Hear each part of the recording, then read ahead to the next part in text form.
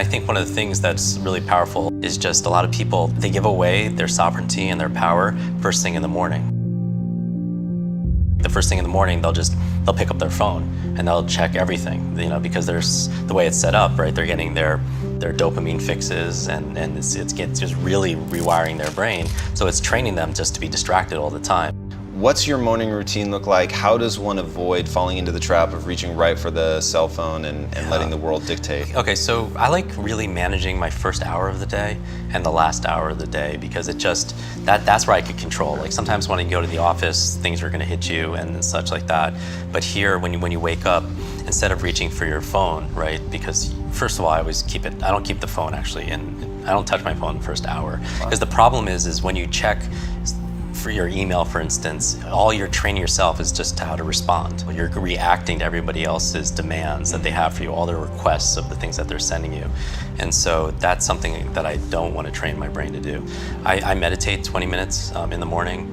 I have a full glass of water. I plan my day. I just write down 3 business things that I want to be able to focus on, and then 3 personal things. And that's a win for me. I don't have to go through a checklist of 200 things. If I just do these 3 things, it's a win for me.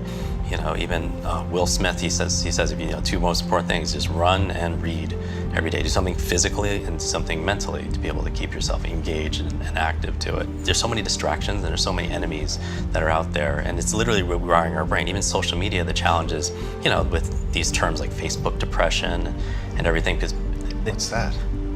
This is social media depression, because whereas everyone's looking at their feed and they're comparing their lives to other people, their highlights of other people's lives. Wow. And there's actually less life satisfaction, more sadness, depression, and stuff like that, because everyone is comparing themselves to other people, and it's a challenge. But more and more time is spent there. But these devices are created to literally jolt you with dopamine, give you these fixes.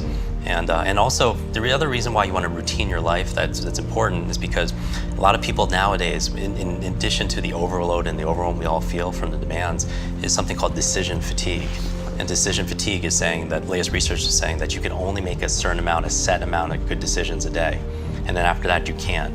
And so people like, even simply, you've heard that Mark Zuckerberg or Tony Hsieh, they wear the same clothes every single day, the same sweatshirt, the same Zappos t-shirts. And you ask them, not the same, they have a whole wardrobe, 20 of them. But the reason why is because they don't want to waste a decision on what should I wear today when they could be working on, the things that they're most, excited about. I do believe that after a certain amount of focused effort, people suffer from mental fatigue, and that's where they make more mistakes. That's where people become shorter with their temper. That's where the people make less than the best decisions ever, just because of fatigue and exhaustion, because they've been so focused doing certain other activities and such.